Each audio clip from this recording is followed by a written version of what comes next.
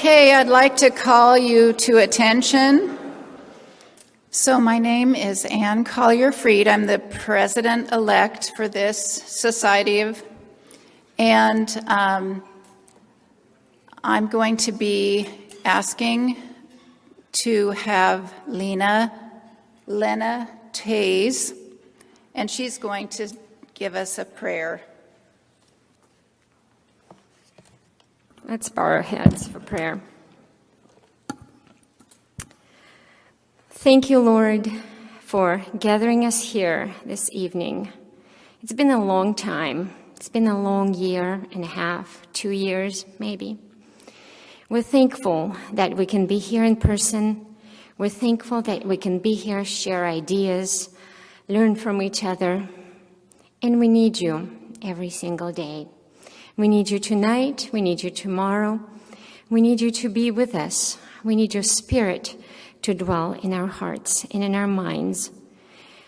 We pray for those who cannot be here with us in person. Lord, we're thankful for the Zoom sessions. We're thankful for technology, for everything that can contribute and promote community and learning. Be with them. Be with the people who cannot be with us in person today. We're asking especially for Kendra's parents and the healing on them. We're asking for others who were not able to come for various reasons, including health reasons.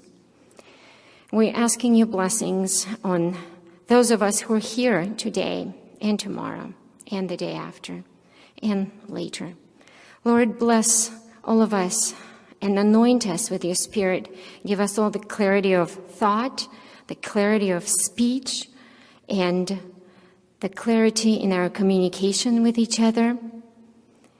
We need your wisdom. We cannot figure it out on our own. You are our strength and you are our fortress, and we run to you always. We ask for your special blessings on this conference. The numbers are small, but your power is big. Bless us today and help us to be encouraged, inspired, and continue learning by your feet and continue shaping the minds of young people around this globe. We pray this in your precious name. Amen.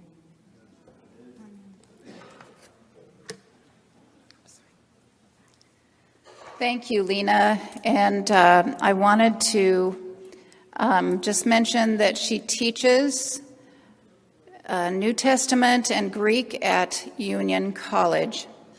So I would like to introduce to you, many of you know him, Dr. Erik Carter, a professor of practical theology at Loma Linda University. And he teaches in the area of relational studies as well as the MS program in clinical chaplaincy. So I just wanted to mention that he loves hiking with his family, his wife Harmony, and his two daughters, Ivy and Isla. And he's had quite an education.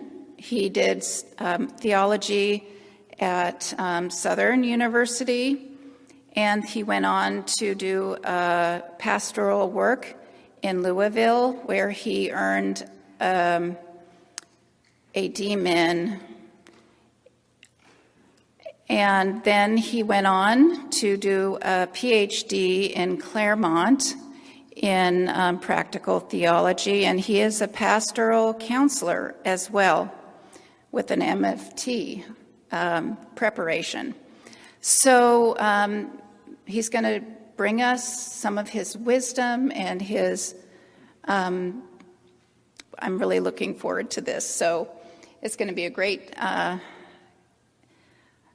practical theology, which I'm so happy that we're doing this year. Thank you.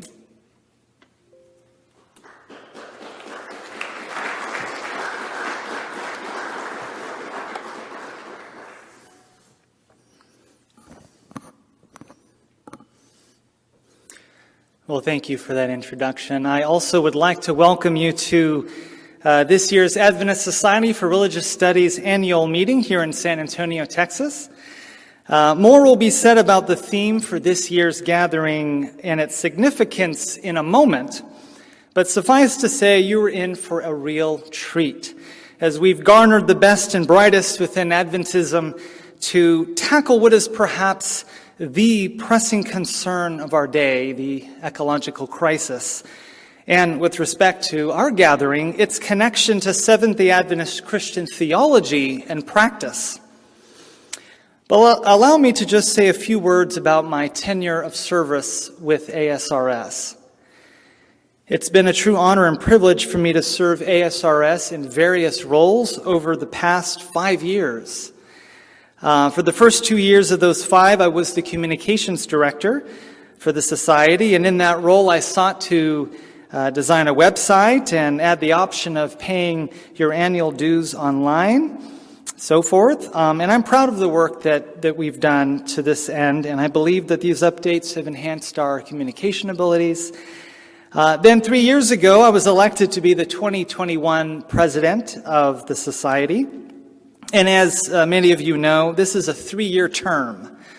And each year carries with it various responsibilities. You begin as the vice president, and this year that would be Sigve Tunstad. And then you move on to the president-elect position, which is Ann Collier-Fried. You just heard from her. And then finally, president. During the last 2 years of my presidential role, I assisted in hosting the first ever virtual conference in 2020 amidst the COVID-19 pandemic. And I was very pleased with how that went, connecting all of us virtually, yes, but connecting us. And I found it extremely uplifting and helpful, and I know that many of you did as well. This was followed by a spring conference earlier this year on the subject of Christian nationalism, with noted sociologists of religion Samuel Perry and Andrew Whitehead as the plenary speakers.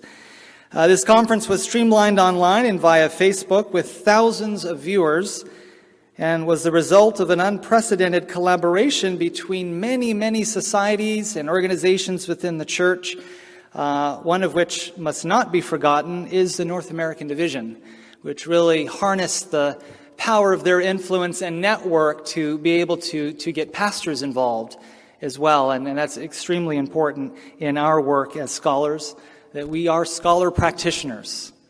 And so,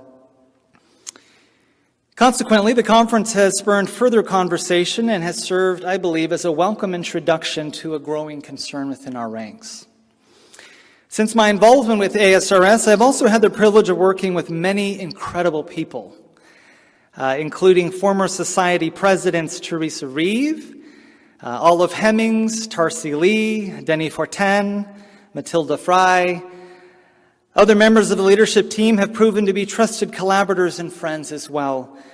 These include Communication Director, the current Director, Michael Campbell, Secretary, Treasurer, and former 2009 ASR President, Zach Plantak, who unfortunately could not be with us today, but I believe he's tuned in to our stream right now and is definitely with us in spirit. And of course, the 2022 and 23 ASR presidents whom I just mentioned. I'd like to thank all of you for entrusting me with so many responsibilities, and my objective has been to serve with integrity and to make our society the best it could be. With that said, let us now turn to the conference theme and how I intend to address it. The title for my paper is Pilgrimage and Pedagogy in an Age of Pandemic: My Approach to Teaching Spirituality at a Health Science University. Now, if you're following along in the paper, this is where I pick up here. A world disrupted, a world revealed. When a large disturbance shakes a complex system, the weakest parts of the system collapse first. Such evidence can be seen as the COVID-19 virus impacted the most vulnerable within society, the elderly and those with pre-existing medical conditions. Likewise, the pandemic exposed the fragility of social, economic, and political institutions, such as the brokenness of the healthcare system, racial injustice, and economic inequality, to brittle supply chains, climate threats, political corruption, all of which has unraveled our social fabric. Indeed, if pandemic has revealed anything, it is the global interconnectedness of all things and the instability of seeming certainty. Conversely, and more positively, pandemic has shed light on the ingenuity of human creativity in devising a vaccine and the resiliency of community to overcome. This pandemic must ultimately be placed in a wider context, an ecological and theological one. In what has now become a classic, albeit contentious, essay on the relationship of Christianity and its alleged destructive influence on the way Western societies have conceptualized nature, Lynn White argues for the necessity of religion in reframing our relationship to nature. While White's arguments have spurred much debate, the connection he made between religion, said belief systems, and the ecological crisis, for good and for ill, undoubtedly highlights the inseparable connection between the two. Ecology is not only a branch of biology concerned with how organisms interact with their environment. In its broadest sense, ecology, oikos in the Greek, is the science of relationships. This includes both scientific as well as human ecology. As for theology, theos, Scripture is steeped in ecological language from Genesis to Revelation, from the creation narratives to the prophetic hope of a world restored. These narratives are about relationships. Yahweh as the God who is always in relationship, the one who is with us in all of creation. Though COVID-19 is still in its infancy as a virus, we know that a pandemic is far too complex to be naively conceived as a manageable problem. Nevertheless, it has afforded us a strange stillness for reflection, as one author put it, to consider our broken relationship with the natural world and our alienation from a deeper sense of purpose and meaning. Whether the cosmos is careening towards collapse or transformation, placing oikos and theos in respective discourse, logia, with each other is not only long overdue within Adventist theology, but paramount if there is any hope of the latter. To not address pandemic as a community of religious scholars would be to miss a moment of opportunity. Over the course of the next couple days, you will be stimulated by a range of perspectives and methods employed to address our theme of ecology and theology in an age of pandemic. Each presenter brings her or his own expertise, scholarship, and experience to bear on the topic at hand. And my presentation this evening is no different. My aim in the next few moments I have with you is to address one specific aspect of our call for papers, that strange stillness to which I just referred, reflecting on our broken ecology of relationships with the world, with each other, and consequently, our alienation from a deeper sense of purpose and meaning. This fits within a broader discussion on the ever-growing interest in spirituality vis-a-vis religion, and its position as a meaning-making construct. The professional context from which I address this particular aspect of our call for paper is that of a clinically trained pastoral counselor and practical theologian tasked with teaching spirituality to aspiring healthcare professionals at Loma Linda University, a faith-based health science university located in Southern California. And so allow me now to set the stage for what follows by offering a brief overview of spirituality within the healthcare setting. The next section here in my paper is titled Spirituality and Healthcare. The effects of COVID-19 have had a major impact on people's activity, routines, livelihood, mental health, and well-being. Boy, is that an understatement. Writes the authors of an oft-cited article on spiritual care in relation to pandemic. Moreover, they go on, people who have COVID-19 tend to present with severe distress associated with the disease that affects different aspects of their wholeness, including physical, emotional, mental, social, and spiritual components. While social distancing and personal hygiene practices, such as the wearing of appropriate face masks, have proven to reduce the spread of infectivity and minimize contagion, thereby reducing the pressure on the overall public healthcare system, such interventions have been a double-edged sword of protection. Still, the psychiatric consequences persist and include the prevalence of depression, anxiety, fatigue, insomnia, and post-traumatic stress. Amidst this dizzying array of symptoms, it appears the veil is rather thin or perhaps non-existent, separating the patient and the clinician. As healthcare workers risk their lives to save people who have COVID-19 while promoting compassionate care, they too experience similar symptoms and trauma themselves. To borrow a phrase from Henry Nouwen, healthcare workers during the pandemic are indeed the wounded healers of our age, called to recognize the sufferings in our own hearts as well as make that recognition the starting point of our service. If there ever has been a time where we have seen an overwhelming interest in and need for spirituality, especially in healthcare delivery and patient care, it has been amidst this pandemic. Harold Koenig, one of the leading researchers in investigating the significance of spirituality in healthcare, has mounted an impressive curriculum vitae of peer-reviewed manuscripts, making what is now the indubitable assertion of how significant the spiritual dimension is to overall health and consequently to healthcare delivery. The broader intellectual and cultural context is, of course, the growing trend to privatize and marginalize institutional religion in the West, while at the same time epistemologically turning towards lived experience. Spirituality has thus become part of our zeitgeist, now gaining an authority once attributed to religion. These factors, among others, lend credence to the notion that spirituality is one of the primary arbiters of social identity and human interaction. Yet, in some ways, spirituality bears remarkable resemblance to religion, in that it comes with its own unique challenges, namely the dizzying array of definitions and applications.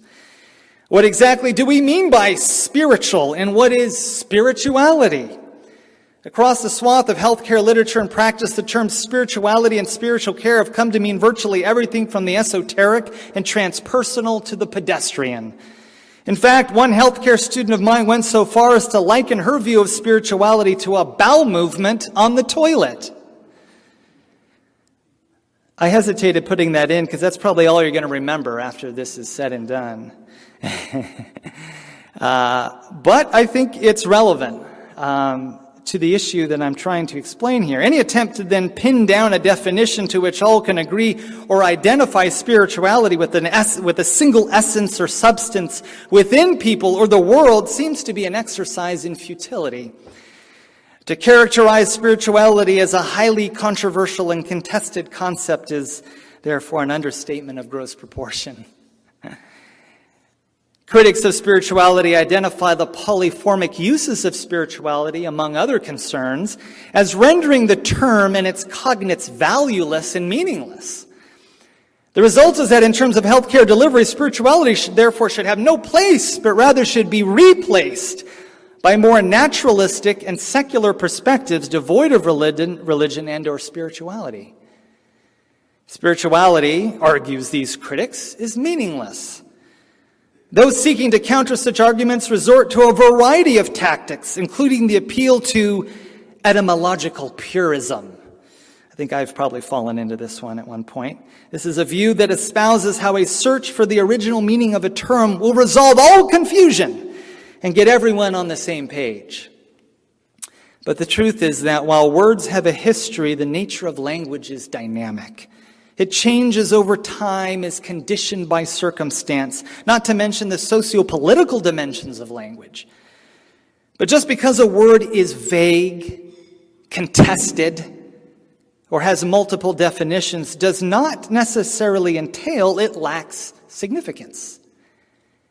In an intriguing article published in the Journal of Nursing Philosophy, practical theologians John Swinton and Stephen Pattison embrace the multi or polyvalent meanings of the term spirituality and healthcare, and argue on the grounds of functionality that such thinness and vagueness are actually its greatest strengths.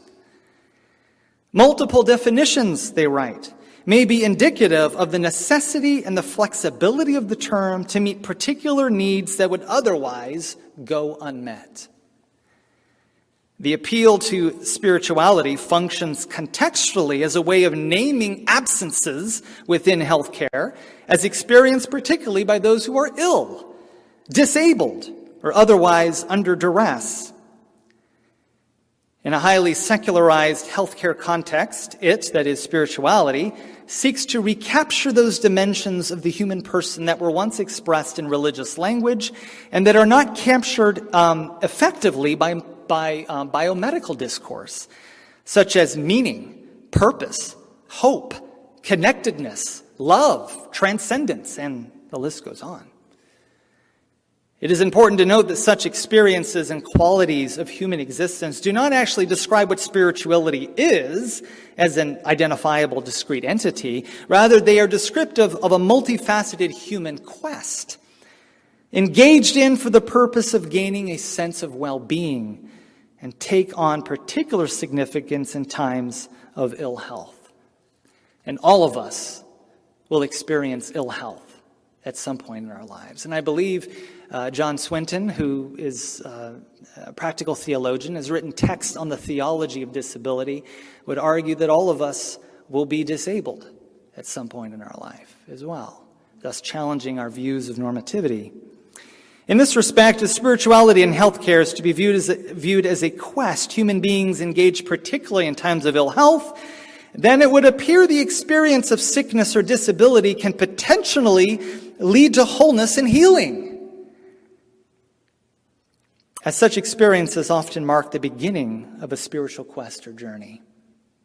Spiritual care, then, is the process by which a healthcare practitioner assists patients on their multiple quests to make that which may be absent present. Swinton and Patterson describe that for some people this kind of quest may be an overtly religious one and therefore may require and seek religious care to meet religious needs. For others, their spiritual quest may be human or even material.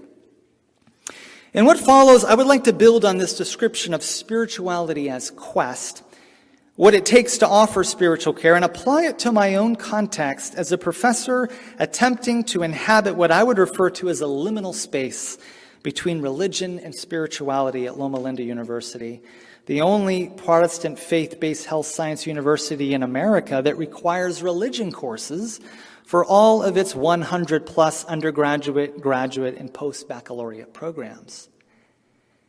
Specifically, I would like to propose the theory-rich practice of pilgrimage as a curricular organizing concept for teaching spirituality to aspiring healthcare professionals with specific attention to occupational therapy students in training. Henceforth, this presentation shall be divided into two parts. One, an overview of the role of spirituality in occupational therapy, or OT, and OT education. And two, engagement with the practice of pilgrimage and its utility for teaching spirituality and spiritual care to occupational therapy students, OT students.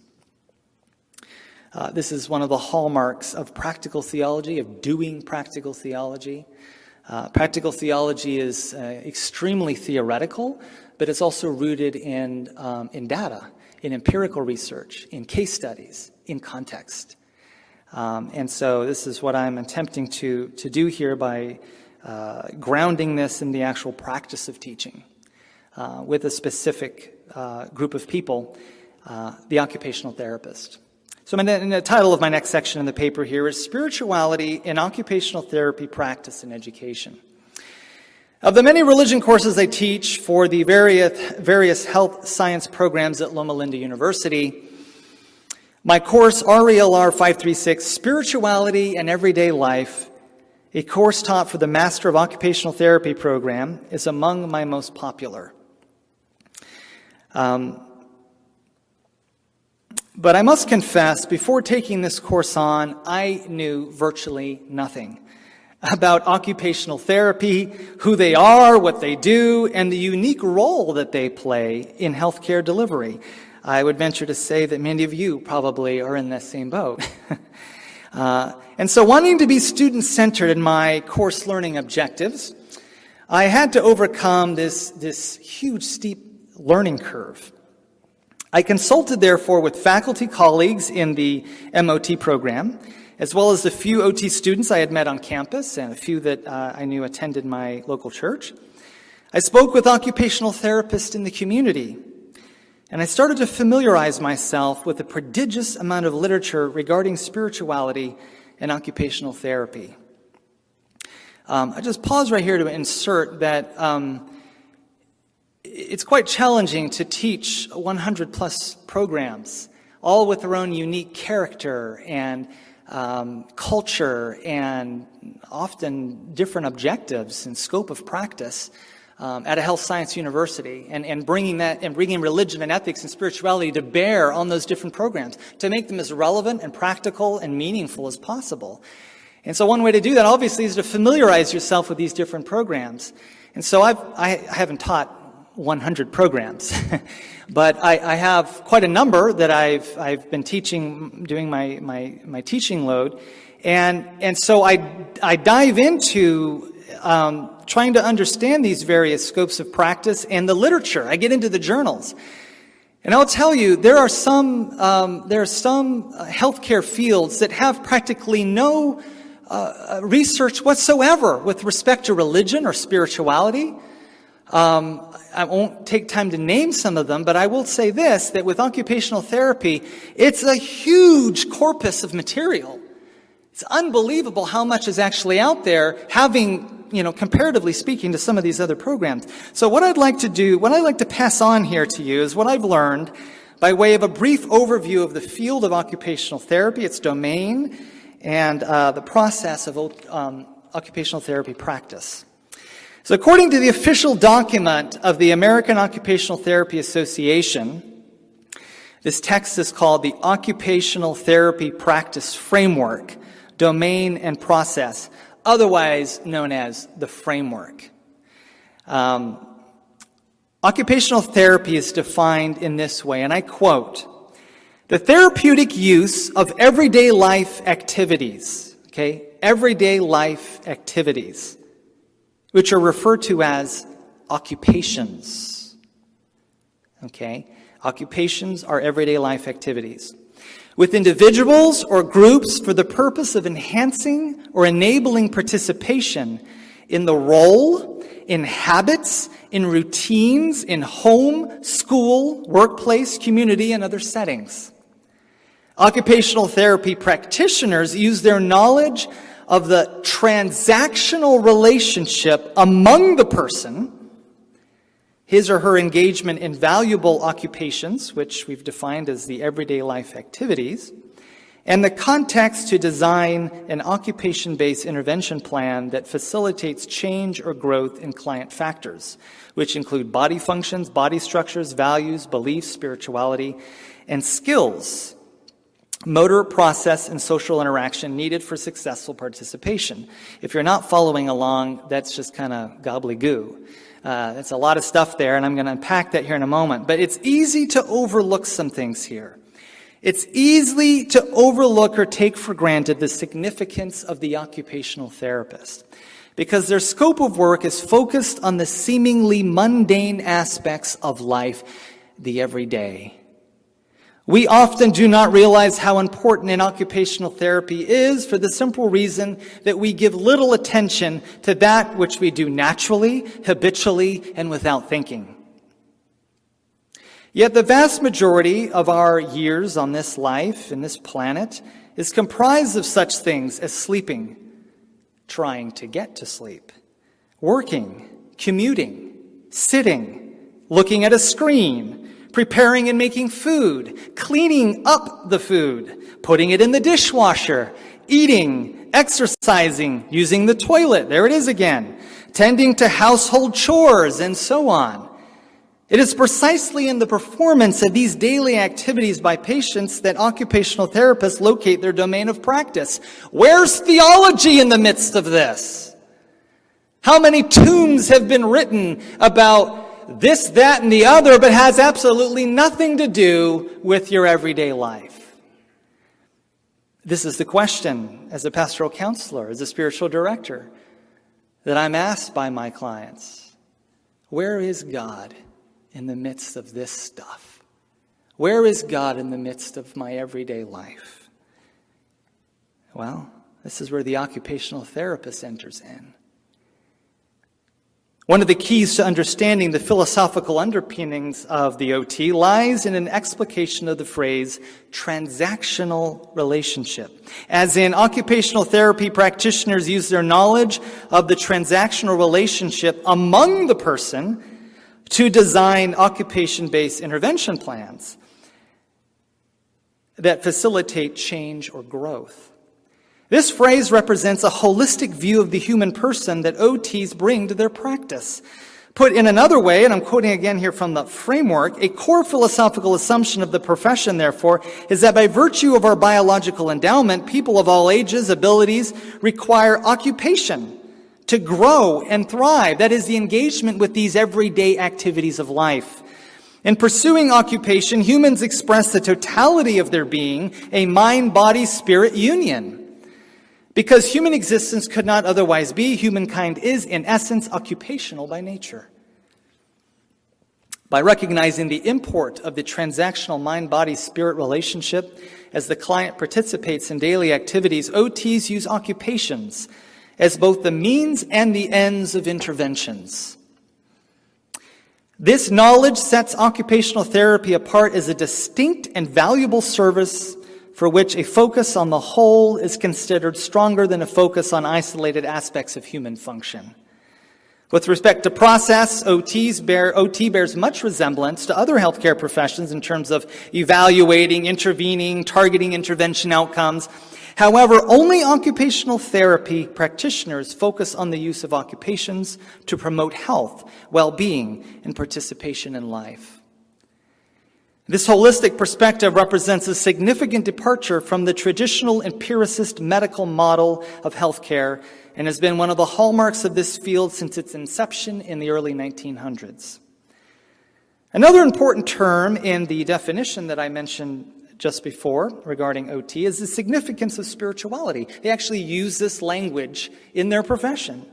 Ever since spirituality was formally appropriated as a factor that impacts clients' occupations in the second edition of the framework, international scholars and practitioners in the fields of religion, occupational science, and occupational therapy have become increasingly engaged in dialogue, developing theories and conducting research on the relationship between spirituality and daily activities.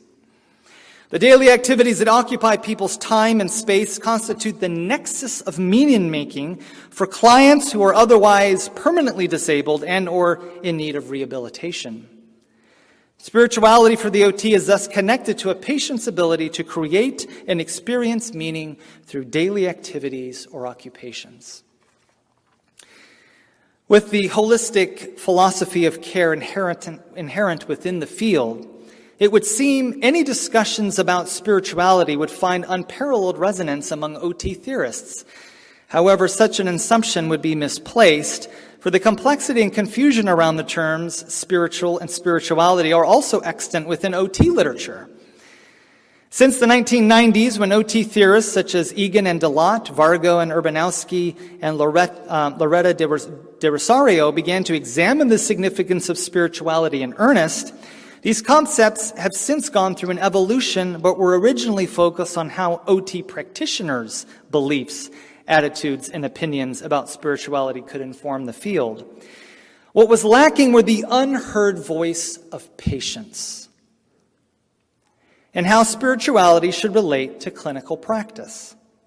And so in the early 2000s, as Mick Collins notes, a significant shift took place where researchers started to explore how clients associated spirituality in relation to their lived experiences. We cannot underestimate the monumental importance of this shift in perspective. Academics are apt to quibble over definitions and theories of spirituality, but what is often omitted in such debates are the voices, habits, and perceptions of ordinary people, especially as it relates to healthcare, who address issues of purpose, identity, and the self, the very language of spirituality. As Swinton and Patterson suggest, it is the language of spirituality that is particularly helpful in times of chaos, struggle, and distress. That is, situations where people are ill or under pressure. Thus, in any discussion about the use of spirituality, it's critical to ask ourselves, who is using the language and for what purpose? The task is to listen and to understand the function and direction of the language of spirituality, not to question its validity or right to exist and be used. This discussion of spirituality, grounded in how patients use the language of spirituality, clearly has implications for clinical practice, as well as the formal training and education of OTs.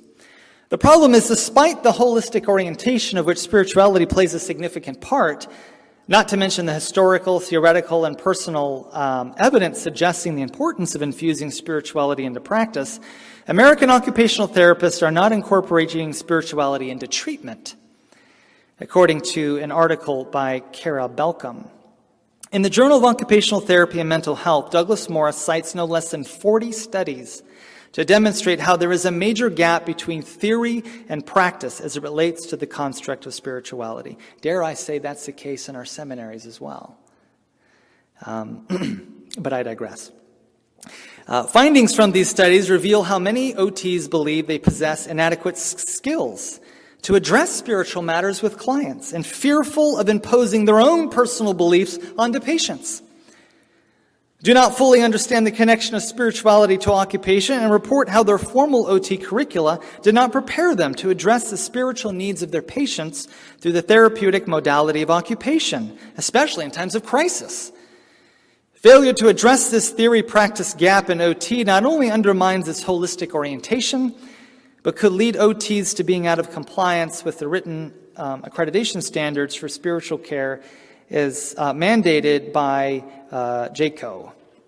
Occupational therapists are required to be alert to patients' spiritual needs and at the very least know enough when to refer to other members of the multidisciplinary treatment team.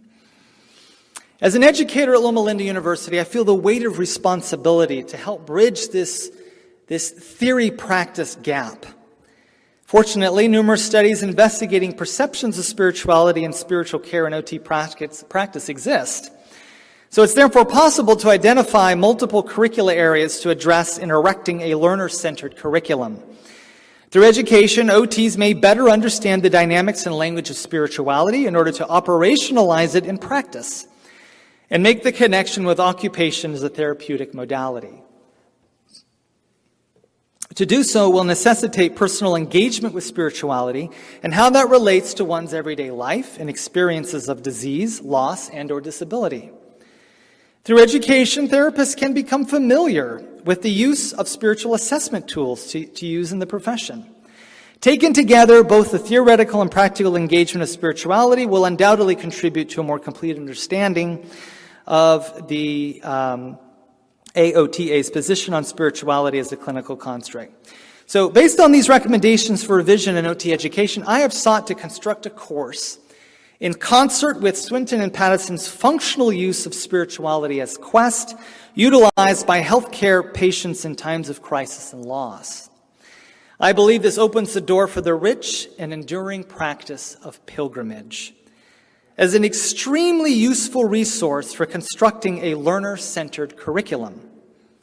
Not only is the ancient practice of pilgrimage becoming increasingly popular to religious and secular people alike, but the use of pilgrimage or journey in metaphorical terms has stood the test of time across religions and now secular contexts to portray one's development, yes, also spiritual development, over the arc of one's life. In fact, a number of recent articles appearing in publications as far-ranging as the Christian Century and National Geographic have proposed pilgrimage as perhaps the most important post-pandemic practice.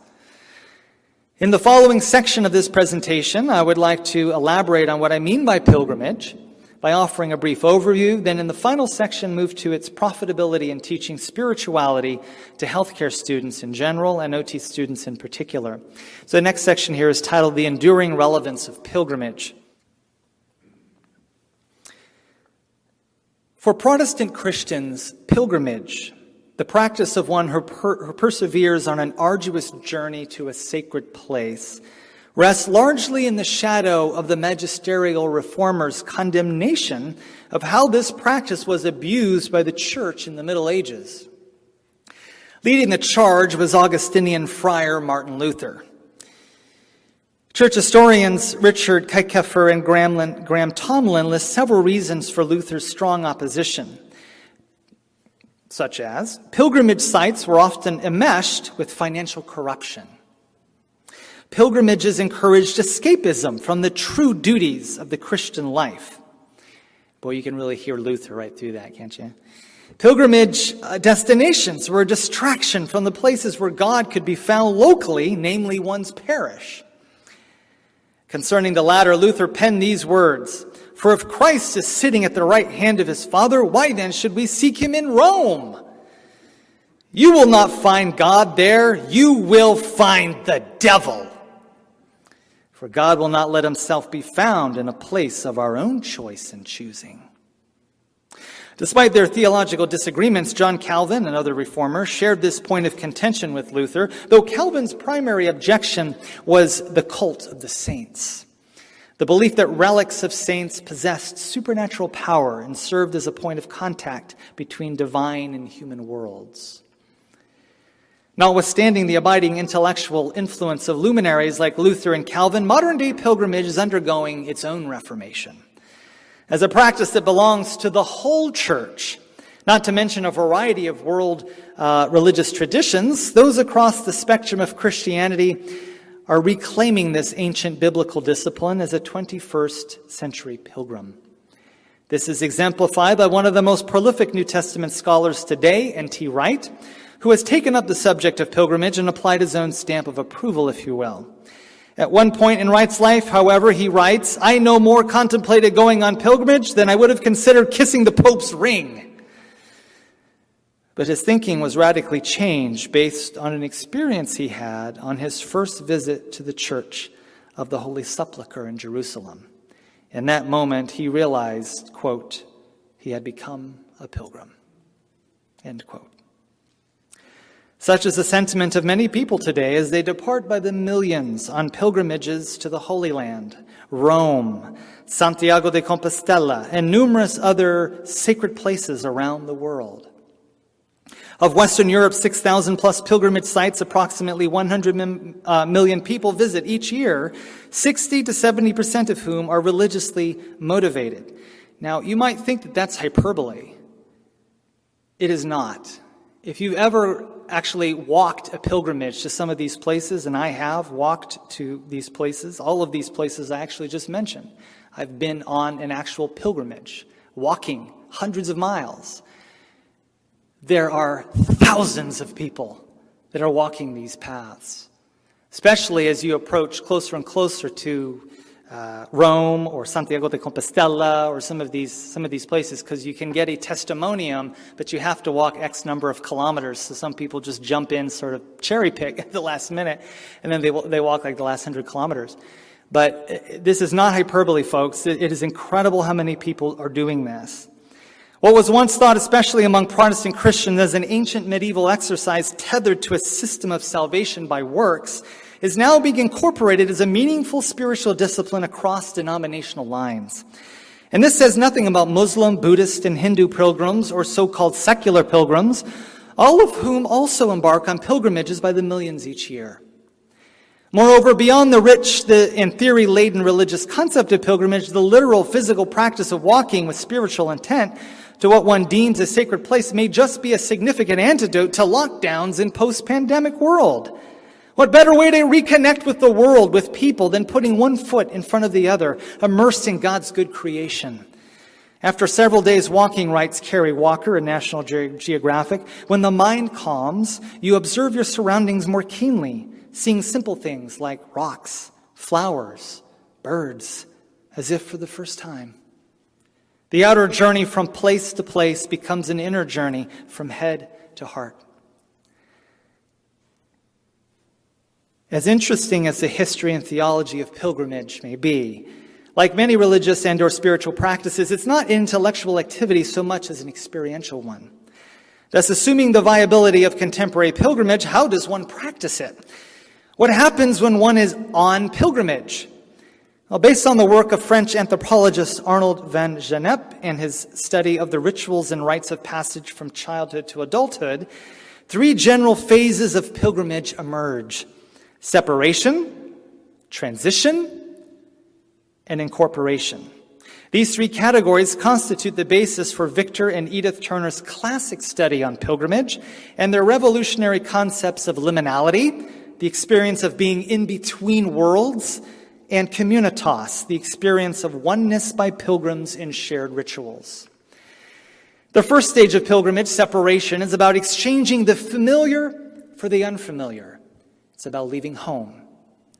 The next stage, transition, is about moving from ordinary time to sacred time. It's about letting go of the structures to which one has become accustomed and learning to inhabit a new kind of rhythm. Consequently, this may be the most unsettling aspect of pilgrimage because it knocks one off balance. But the experience of disequilibrium is often necessary to enter into the heart of pilgrimage and its final stage, incorporation, or how one re-enters life prior to pilgrimage. This stage is critical for the powers, structures, and roles of pre-pilgrimage life can easily subvert the life changes encountered along the way. And so separation, transition, and incorporation, as well as the concepts of liminality and communitas, all figure prominently in the lived experience of people who are ill, suffering loss, and or disabled, not to mention the caregivers of those who are experiencing these things with them. Though the details may vary, the stories of a diverse range of lived experiences still reveal a similar pattern of pilgrimage stages and concepts. Stories are important because they are how humans throughout history and across cultures have communicated important truths and constructed meaning for their lives.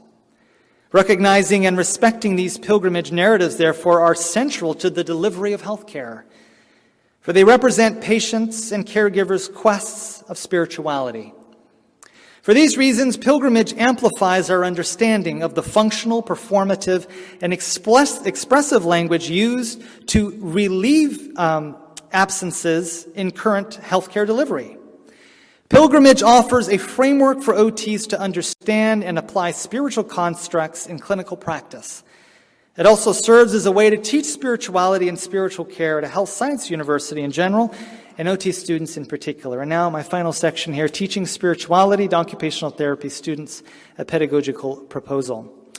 So in teaching this class, Spirituality in Everyday Life, to OT students at Loma Linda University, I've drawn on the enduring practice and metaphor of pilgrimage as a theoretical construct and have discovered it works extremely well for a diverse student population who come from all over the map in terms of geography, ethnicity, and religion or no religion. In my educational milieu, I work as a practical theologian, scholar of Christian spirituality, pastoral counselor, ordained clergy. As such, I'm expected to offer the latest scholarship from my disciplines in dialogue with the very best in biomedical science and healthcare practice, represent my denomination with its distinct doctrinal positions, yet do so in such a way that allows all my students a place at the conversation table, respecting her or his own views and practices of faith or no faith. You might as well just add walk on water to that job description as well, because it is extremely challenging. I look at my Loma Linda colleagues. I see you sprinkled out there. My other healthcare, other institutions we have represented here as well. So you might not be aware of this, but not every student at Loma Linda University is a faithful Sabbath-keeping, tithe-paying, second-coming, believing Seventh-day Adventist. In fact, most of the programs are comprised of very few Seventh-day Adventists. The religious and non-religious spectrum is very, very broad. This is my liminal space, a very complex and challenging place to teach religion and spirituality, to say the least. As a boundary-crossing concept in practice, however, pilgrimage possesses empirical and existential pull, irrespective of one's religion, spiritual, or secular orientation. Pilgrimage, journey, or quest is a metaphor with broad appeal and therefore serves as a type of universal spiritual vocabulary to which all can participate. Equally important to using pilgrimage as a theoretical construct is to engage the students in the experience of pilgrimage in an educational environment. That is, spirituality is not something you can fake as a healthcare practitioner, as a human being, as a Christian. You can't fake it. It's not one among many tools in the healthcare practitioner's tool belt. And the popularity of all things spiritual is not to be leveraged for a proselytizing end. Spirituality is integral to who you are. Spirituality is about being. Therefore, in order to authentically identify with and guide patients on their spiritual quest to make that which is absent present, they must travel the journey themselves, or at least become explicitly aware of their own spiritual quest and where they are in that quest. For this reason, the course itself is a type of pilgrimage. Based on hundreds of weekly journal entries by students, integrative reflection assignments, oral and written feedback forms, and student evaluations, I have amassed a considerable amount of data which point to how many of my students, to one extent or another, experience separation, transition, incorporation, not to mention liminality and communitas over the course of the academic term. This was no less true amidst the pandemic when the online learning community became a critical lifeline for quarantined students struggling to adapt and experience wholeness. To do this, I offer brief lectures, invite guest presenters, screen a movie about the transformative power of pilgrimage called The Way, assign readings in spirituality from OT journals, incorporate spiritual practices of silence, reflection, and awareness into every class session, require spiritual interviews with patients, and equip students with inventories and basic spiritual care skills applicable to the clinical setting. The primary purpose for this hybrid pedagogical approach is to curate conversations about students' own experience of spirituality as quest, all of which I believe addresses the theory-practice gap in occupational therapy education regarding spirituality. There is much that can be said about the specifics of my course, Spirituality in Everyday Life, such as the curriculum, learning objectives, assessment strategies, and methods employed. And I would be delighted to email my syllabus to any who may be interested. After all, we are not only scholars advancing research in our various areas of expertise, but first and foremost, we are educational practitioners whose primary responsibility is to give moral shape to our students' lives. My primary objective with this address was to frame spirituality as a series of quests for meaning, hope, connectedness, God, as one consequential expression of people's lived experience of illness and or disability, not to mention the disorienting experience of pandemic life, and intentionally connect those elements with the enduring practice and metaphor of pilgrimage as an organizing concept for teaching spirituality to healthcare professionals in training. I think that it also is applicable probably in many other educational contexts as well. Admittedly, there's plenty of room for further developing pilgrimage as this organizing concept, as well as how to appropriately assess the impact such teaching has had on clinical practice while in training and beyond. But for the time being, I shall have to be content with what I've set forth here and recognize the inherent limitations of this venue. Thank you very, very much for your generous attention. Thank you.